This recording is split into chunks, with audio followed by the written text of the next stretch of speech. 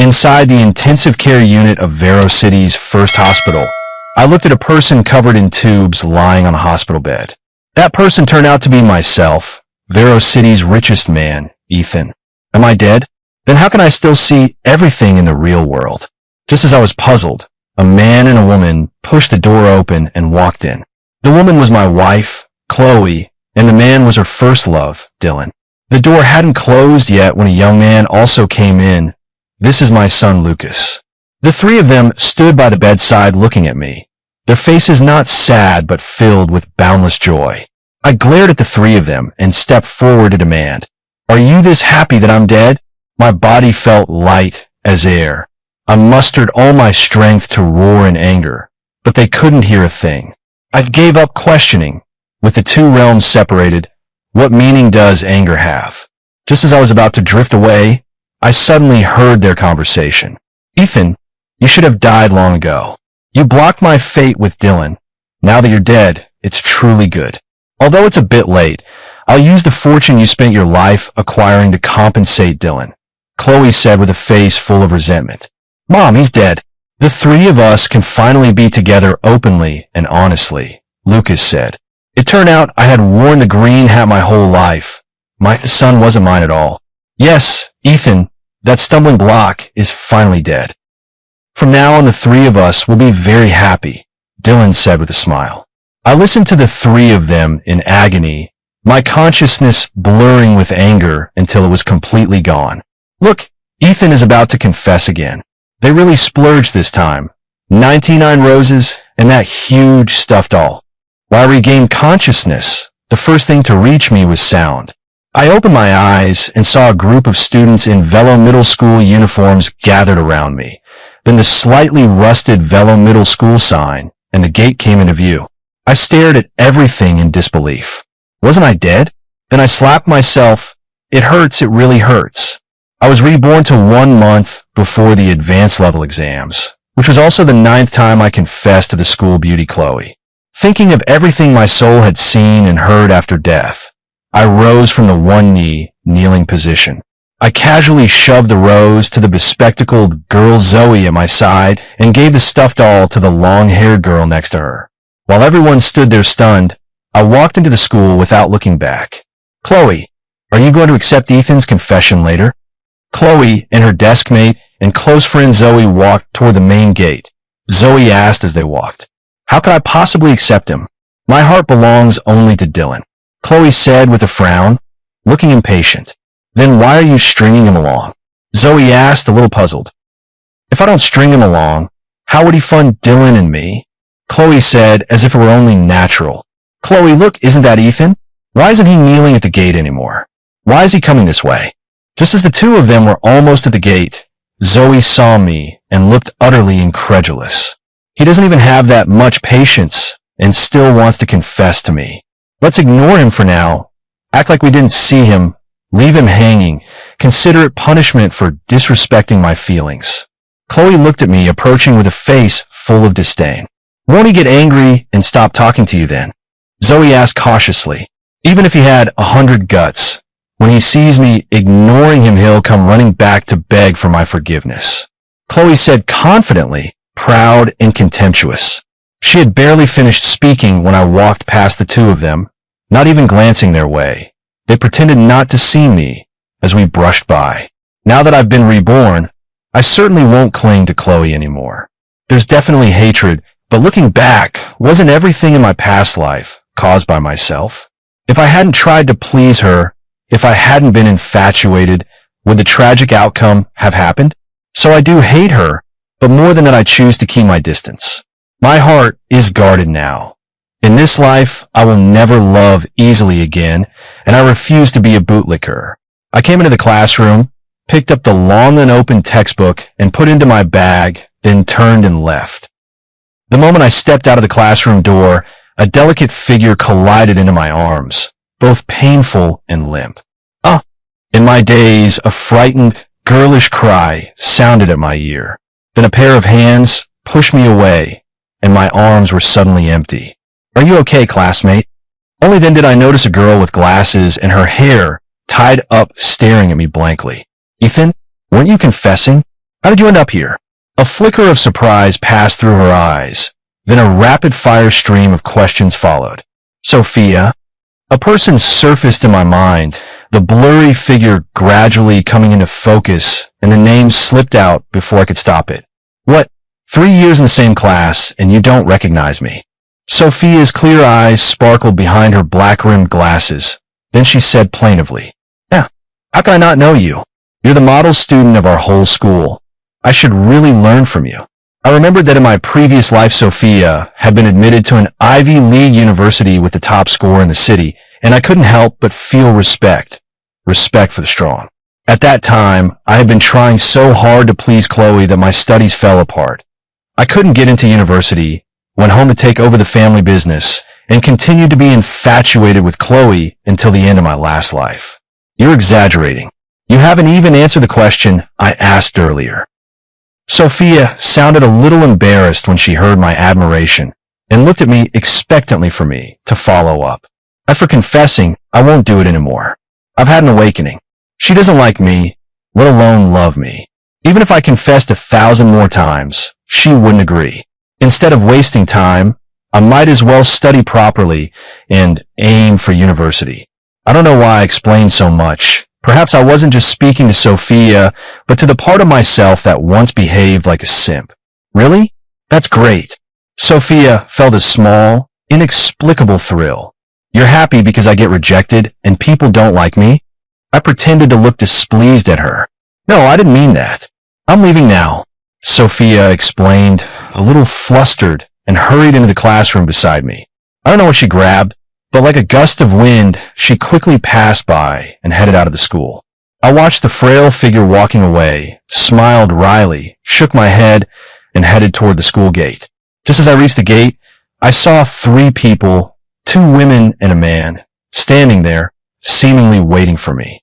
I ignored them and walked in the direction of home. I needed to find somewhere to grab a bite before going back. My parents live in a villa district which I find too far from school. Actually, it used to be too far from Chloe. So, I had my parents buy an apartment for me near the school. It's only 1 kilometer from the campus and just 300 meters from the place where Chloe rents. Ethan, what do you mean? How could you give Chloe's flowers and the doll to someone else? You better give Chloe a reasonable explanation or don't expect her forgiveness. Just as I was about to walk past Chloe, Zoe, and Dylan, Zoe's shrill voice suddenly came. I froze for only a second, didn't turn my head, and kept walking. Ethan, did Chloe tell you to leave? Stop.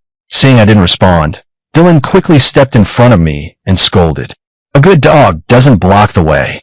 I sneered at Dylan with a look that treated him like swine and dogs. Ethan, who's the dog? Apologize to Dylan right now, or don't expect me to forgive you, and don't think I'll say a single word to you ever again. Chloe's hair immediately stood on end at my words. She shouted loudly, drawing strange looks from the passers-by. Apologize? Huh, you deserve that? Chloe, remember what you said today. From now on, we'll each go our own way. Don't bother me. I looked mockingly at the 3 in front of me and said softly, You? Ethan, how dare you? No matter what you give me in the future, don't expect me to pay any attention to you. Chloe, frantic, snapped. Do you have something in your ears? I already said we won't bother each other. I won't pester you, and I certainly won't give you anything. I looked at the furious Chloe and said seriously, Ethan, do you think you're playing hard to get tactic can fool Chloe? Hurry up and apologize to Chloe, and I'll make her forgive you. Dylan said disgustedly, sneaking a look at Chloe. Exactly. As long as you apologize, I'll forgive you. Chloe followed Dylan's cue, her tone softening, looking wronged. No need. Goodbye, I said, and started to leave. Seeing that I wouldn't back down and was like a different person from usual, Chloe panicked, and Dylan even more so, stepping in front of me. Ethan, don't think about leaving without apologizing. Dylan blocked me from moving. Smack! I slapped him across the face. His small frame went down to the ground, clutching his face in disbelief. Ethan! Ethan! Zoe and Chloe shouted loudly when they saw Dylan hit. Zoe even hurried ahead of Chloe to help him. Loser! I spat those 2 words, ignored the shouts behind me, and walked away. Dylan, are you okay? Don't worry, if Ethan doesn't buy you a phone to apologize, I won't let him off. Chloe came up to Dylan, checking the handprint on his face, her teeth clenched in anguish. Exactly, we can't let this simp get away with it. Zoe looked at Dylan with sympathy and said angrily, Dylan is Chloe's first love, and also Zoe's beloved. I'm Fina. Ethan wasn't like this before. How could he dare? Dylan said, face full of confusion and anger. Chloe, did you reject him so many times that he stopped chasing you? Zoe's eyes flashed with a hint of resentment, aimed at both Ethan and Chloe. No, you wait and see. It won't be long before he comes crawling back to apologize, Chloe said, flustered for a moment, then brimming with confidence. Chloe, make sure he buys you the newest phone when that happens. If he doesn't, don't forgive him, put him in his place, Dylan said harshly, a triumphant smile crossing his face. Dylan's family was ordinary, but he always wanted what others had. Recently, he saw classmates with new phones and came to bother Chloe. Chloe was poorer than he was. Luckily, she had Ethan, that rich second-generation simp. Through Chloe, he had already gotten a lot from Ethan. Not knowing the little schemes of Chloe and the others, I went straight to a restaurant I often visited, ordered my favorite dishes and staples, and found a seat. Seeing the restaurant full of customers, I remember how Chloe once said she liked this place's creamy mushroom pasta and that I would always order it for her whenever we came. But I didn't expect that she always packed it to take away. Later, I found out it was because Dylan liked it. At the time, Chloe told me, "Why are you so stingy? It's just some food. Can't you be nicer to Dylan? He grew up with me. And if you fuss over something like this, how can I be at ease being with you?" Looking back now, it's truly laughable. Laughing at myself for having been nothing but a total simp back then. Excuse me, is the seat taken? May I sit here? Just as I was spacing out, reminiscing about those simping behaviors, a long-haired, big-eyed girl stood in front of my desk and asked, radiating a sunny, youthful, and beautiful aura. No, go ahead. I looked at the girl. She seemed familiar, but I couldn't recall where I'd seen her. Thank you, she said and sat opposite me, then looked at me with an amused expression that made me feel completely awkward. Classmate, do we know each other? I asked cautiously, looking at her with some puzzlement. Ethan, are you playing dumb? We just saw each other at the classroom door not long ago. The girl looked at me as if I were stupid. Sophia? The top student. I looked at her skeptically. She did look a bit like her, so I confirmed. What top student? I'm just a little better at studying. Sophia, amused by my doubtful expression, smiled playfully. Sorry, I didn't recognize you. This meal's on me. Order whatever you want. I smiled sheepishly. You promised no backing out, Sophia said with a squinting smile. I'm not backing out. It's just that your transformation is so extreme. If our classmates saw you now, I doubt many would recognize you. I assured her, while also defending myself. After all, she used to wear black-rimmed glasses in the school uniform every day. She was delicate but hardly beautiful. Who would have thought she could become this stunning? Even if Chloe was once called the school beauty, she would fall a bit short next to the current Sophia. You're exaggerating. You only ever had eyes for the school beauty before, Sophia said, a brief shadow crossing her eyes before the sunshine returned. Campus bell? Hell, what are you eating? Hurry up. This one and this one. Sophia ordered 2 vegetable dishes, the cheapest kind. I glanced at her, took the menu, and added an order of grilled ribs and a pan-seared salmon, telling the waiter to prepare them. Ordering so much is such a waste. Sophia looked at the 2 heavy dishes I had added and said, a little ruefully, inviting you to a meal. How can we only have vegetables? You look so thin, I said with a smile, silently adding in my heart. Not all of it is thin. Although the restaurant was crowded, the chefs worked quickly, and before long the dishes we ordered were all served. Ethan, were you planning to apply for college? Sophia shifted the topic quickly, but her expression remained natural. Ivy League schools, North University, either would do, huh? I said something I didn't even believe myself and laughed. How about I tutor you? Do you want to study? Do you want to go to university? Sophia's eyes held hope, perhaps afraid of hurting my pride. After all, with my bottom-of-the-class grades, Getting into university in a month is no easy feat, let alone a prestigious one. Of course I want to go to university, but my foundation is too weak. I can't catch up. I refused with a bitter smile, afraid of wasting her time. Actually, my fundamentals had always been decent. After being reborn, the knowledge in books became incredibly unfamiliar, decades of time having faded the points of memory. As long as you're willing to study, I promise to make up for the education you've neglected. Sophia said confidently. Okay, provided it won't interfere with your studies. I looked at the confident, sunny girl in front of me and couldn't help but be affected. Decades of wear and tear had long since aged my heart. But since meeting Sophia twice, that young heart seemed to be returning and a youthful drive to struggle was slowly reviving. Then let's start tomorrow. In the classroom or at home? In the classroom. Noon or evening is fine. All right, it's settled then. I'm full. I'll be going first. Thanks for the hospitality. After confirming the makeup lesson time, Sophia stood up and said, "What would you like to eat? I'll treat you next time." Perhaps it was the consequence of age and experience. Looking at Sophia, I couldn't help but show a bit of indulgence. Not the kind reserved for a lover, but more like the care given to a younger person. "I'll treat you next time. Goodbye." I watched her youthful figure walk away, my heart full of joy. Maybe it was simply because I had saved someone who had once been a terrible student. I paid the bill and returned to my single apartment, tidied up briefly, laid out my books and study materials on the desk one by one, and began to review. Perhaps it was a perk of being reborn, or maybe the richness of life experience had sharpened my comprehension. As I looked at those concepts, I could grasp them quickly. A surge of joy rose in my chest. Ivy League, North University. Maybe they're not out of reach after all.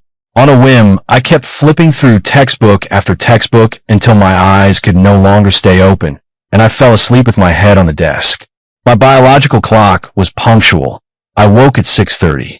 My arms and neck were a bit sore, but after standing and stretching I felt much better, and I couldn't help but think, being young is wonderful. After washing up, I went out to the usual breakfast shop. After one meal, my whole body felt relaxed. I packed another portion and carried it toward the school. Chloe was sitting in her seat when she saw me come in. Her eyes immediately fell on the breakfast in my hand, wearing an expression of knowing. But I walked past her without stopping and went straight to my seat. She suddenly turned her head and grabbed my arm. "Are you sick?" I looked at her hand with disgust and pulled away. "Give me breakfast. I haven't eaten yet." "Why should I care that you haven't eaten? If you want it, go buy your own." Saying that, I walked off without looking back. Staring at my retreating figure, Chloe was stunned and couldn't help but wonder, is this an attitude of admitting fault? I handed my breakfast to my deskmate Jake, a master of the arcade, when I reached my seat. Under his panda eyes rimmed with bloodshot veins, I did something out of character. I took out a book and started studying seriously. Before long, homeroom teacher Mr. Carter came in and announced a major decision.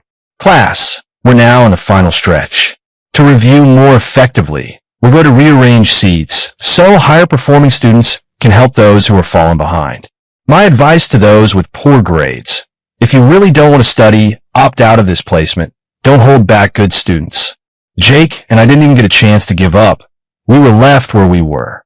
Mr. Carter's meaning was obvious. Don't let these two poor students go ruin others. They're beyond saving. I was about to stand up and protest when Jake suddenly jumped up. "Mr. Carter, I want to improve too." I stared at him in astonishment.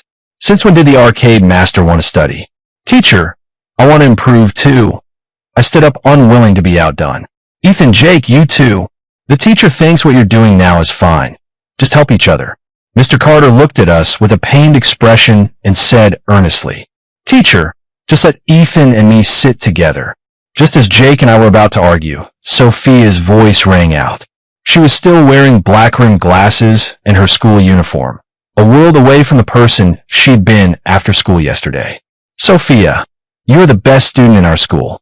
The teacher wants you to keep up the good work. I've already decided to help classmate Ethan. Explaining problems to him will help me master the material more thoroughly. It's a win-win, isn't it?" "Ethan, what do you mean?" Mr. Carter, seeing Sophia's firm stance, turned to look at me, his gaze warning. I thought for a moment. My comprehension is strong now, but there's only a month left until the exam, and my review of the topics is still messy. If I have top student Sophia helping me every day, available to ask questions, a month is enough time for me to raise my grades. I want to learn from classmate Sophia. Over the next month, I will work hard to improve myself and repay my teachers, school, and those who helped me with the best results. I said firmly, Ethan, you're just a poor student. You didn't come here to study at all. Leo Martinez, a boy in class who silently liked Chloe, was the first to jump in. Ethan, are you trying to piss someone off? Why go and mess with a top student? This was Chloe's jealous rival sneering. Ethan, you don't have to do this. With your grades, you have no hope of getting into university. Don't let a fit of temper ruin Sophia's chances. Chloe said pointedly. Voices of agreement and denunciation rose one after another until Mr. Carter shouted for silence and the classroom finally quieted. Sophia, are you still insisting? Mr. Carter made a final effort. I will improve together with Ethan. Please rest assured, teachers and classmates, and please believe in Ethan. He will definitely make everyone see him in a new light. Sophia spoke the words that shook the whole room in a gentle voice. They were also the strongest support and faith in me.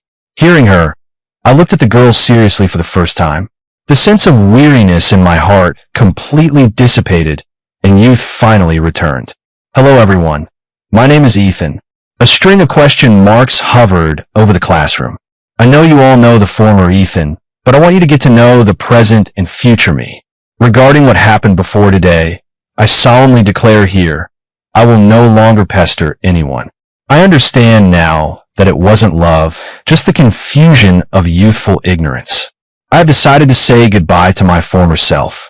Chloe looked at me, her gaze like watching clouds drift away.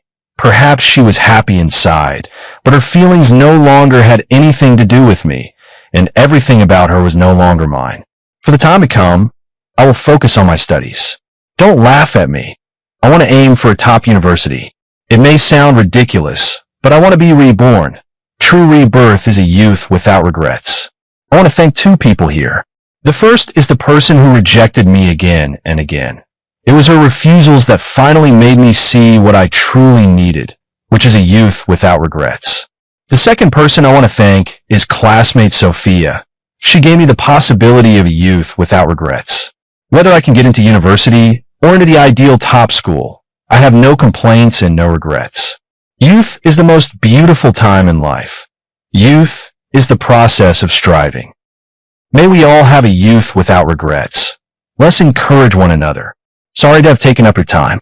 To be in the same class with all of you, I, Ethan, have no complaints and no regrets, and feel incredibly honored. Thank you, everyone. When he finished speaking, the classroom fell silent. Then the atmosphere slowly warmed and finally erupted into enthusiastic applause and excited shouts. So this is what rebirth really is, not just my own rebirth. The lively mood lasted a long time, and Mr. Carter did not stop this youthful celebration. I sat down next to Sophia. Her face was as red as an apple, a shining apple. In the days that followed, everyone threw themselves wholeheartedly into their studies. There was less restlessness and more steady, youthful striving. During a break, Sophia looked at me as if seeing me anew, staring for a long moment before smiling and saying, "You've changed. No regrets in youth? From now on, I'll help you achieve a youth without regrets." After she said that, her face flushed again, and she stood up and ran out of the classroom. I watched a retreating figure and couldn't help but feel. Youth is truly wonderful. Sophia is truly a top student. Her study methods and thinking are indeed impressive, and I benefited greatly. My grades improved very quickly. There were 3 days left until the advanced level exam. The last quiz was conducted privately between Sophia and me. We graded each other's papers. Sophia's answers matched the standard answers almost exactly. After I finished grading her paper and saw the score of 723, only one thought crossed my mind. She has always been this excellent. As for my paper, Sophia graded it very quickly as well. I didn't wait for the score. Instead, I received her joyful smile and a sudden hug. She hugged me. I was about to pull away when she whispered in my ear, "Congratulations, you did it, 712 points." Hearing the score, I couldn't contain the joy inside me. Just as Sophia was about to let go, I held her tightly. She struggled but couldn't break free, and her arms wrapped around me again. I don't know how long I held her. I heard her say in my ear, "You're holding me too tight. I can barely breathe." I loosened my grip, and she stepped back out of my arms. "Sorry, I got too excited," I said, looking at Sophia, whose face was flushed. "Me too. Starting tomorrow, you probably won't need me to tutor you anymore, right? There's still 3 days left.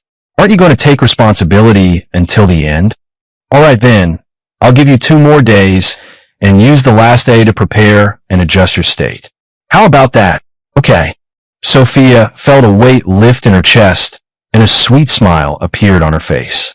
"Ethan, what are your plans after the exam?" Sophia asked me expectantly. "Have fun. Enjoy yourself for a few days." "What about you? I want to have fun too. How about we go out together?" "Sure, I'll call you then." I looked at Sophia, and my heart stirred. That was the purest, most natural flutter of youth. 3 days later, the advanced level exams officially began and lasted for 2 consecutive days. After finishing the final exam and walking out of the exam hall, I saw the figure that had been lingering in my mind for the past 2 days. "Long time no see," I said as I looked at her. "There's no long time no see.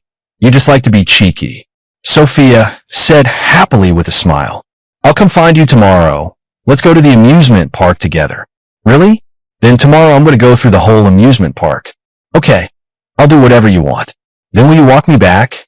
Sophia ignored the middle-aged couple waving at her from short distance and asked with a smile in her eyes, "Aren't those your uncle and aunt? You go to them. I'll pick you up tomorrow." She glanced at me with some disappointment. I was about to change my mind when the middle-aged couple walked over. "Hello, Uncle, Aunt," I greeted with a smile. "Hello, you must be Ethan, right? Good young man," Sophia's father, Daniel, said to me with a smile. "I'm Ethan. I've been indebted to Sophia for tutoring me recently. I was thinking of taking her out for a day tomorrow, and we were discussing where to go." "Oh, have you two come to an agreement?" Daniel asked. "Ethan, you should go home first." Sophia, seeing the gossiping gleam in her parents' eyes, felt a little embarrassed, shot me a look, and said, "Okay, Uncle and Aunt, goodbye. Goodbye, goodbye." After saying goodbye, I waved to Sophia, turned away from the exam hall entrance, and headed home. My parents had planned to pick me up, but I refused. I wanted to surprise them. I just didn't notice a couple in the corner watching me and also sizing up Sophia. The day after the exam, after I had tidied up, I left the house. Chloe, the person who had almost faded from my memory, suddenly appeared at the community gate and blocked my way. I looked at her in puzzlement, not knowing what she intended. "Ethan, are you free today? Zoe and Dylan are going out to play. Would you like to join?" Chloe, without her former pride and aloofness, asked me cautiously. "Sorry, I don't have time, and besides, we're not close." I looked at the cold-blooded woman who once ruined my family. Memories from my past life surged up. Some wounds are ultimately hard to forget. "Ethan, you've really changed. You've become someone I don't even recognize." "I haven't changed. I just woke up." Hearing her slightly aggrieved voice, my heart grew another degree colder. "Are you saying all your past efforts should just be wiped away?" "It was merely misplaced, not something you can really assess that way. What I can't understand is, what's your purpose in coming today? No one's trying to flatter you. Feeling out of place?" "No, I didn't. I rejected you before because I didn't want to be distracted at a crucial time for exams." I already said that day. No regrets. I have no regrets about having pursued you, and I have even fewer regrets about giving up pursuing you. You really don't regret it? But I do. Chloe, remember when I said, youth without regrets? There's no need to say such tedious things again. Youth is so short. I've already missed so much and don't want to keep missing out. Goodbye. After saying that, I strode away. When I arrived at the neighborhood where Sophia lived, I saw her standing there charmingly, her long hair fluttering in the wind. She didn't need a spotlight. She was the brightest light in my heart. You came, let's go. Sophia stepped forward graciously. You're very beautiful today. I stood where I was, staring at her. Always so cheeky. Hurry up and let's go. Sophia paused for a moment when she heard my praise, shot me a look, and then walked quickly out of the residential complex, her steps light. We left the complex and took a taxi to the amusement park. Although there are a few cars at home, I'm not yet 18 and don't have a driver's license. Following the principle of safety first, I firmly resist driving without a license. Ethan, I want to ride this. At the amusement park, Sophia stood in front of the carousel and refused to move. Play.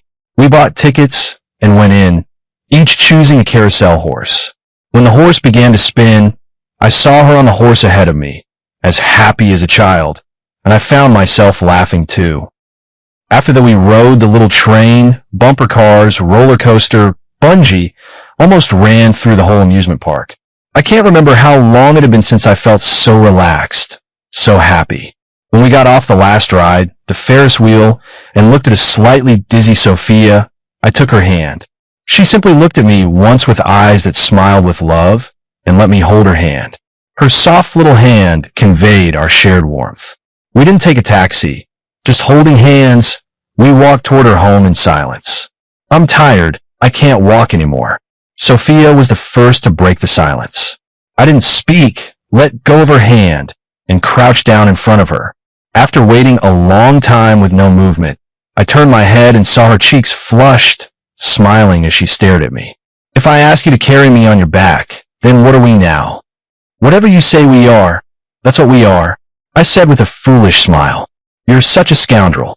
After Sophia said that, she paused for a few seconds, then lay back down on my back, her arms wrapped tightly around my neck. In that moment, I felt no fatigue at all, only complete sweetness. Sophia, what do you think we look like right now? You look like Zhu Beiji, huh? Zhu Beiji wasn't bad either. Zhu Beiji carried his wife home on his back. Fool.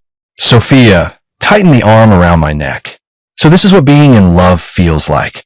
So this is what being in love feels like. Ethan, I'm going back to my hometown with my parents tomorrow.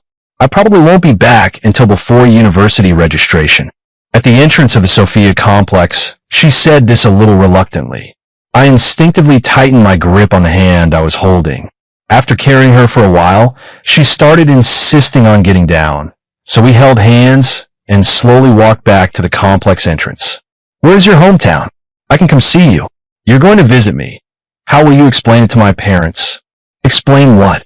Just say I'm your classmate, here to hang out. Classmate? Do I only have you as a classmate? I'm not talking to you. I'm going home. Of course I wouldn't let her leave angry. Not only did I not let go, I pulled her into my arms harder, hugged her tightly, and whispered in her ear, I'm your classmate, and I'm also your boyfriend. Is that reason enough? Not enough. Let go of me. I'm going back. Still not enough? Then I'll just have to marry you. Is that enough? I would never marry you, she said as she broke free from my embrace and ran toward the residential complex. She had only run a few steps when she turned back to look at me, standing frozen in place, and smiled. I'll come back to see you in a couple of days. After saying that, she ran back home. I returned home and replayed everything that had happened today, as if I were dreaming.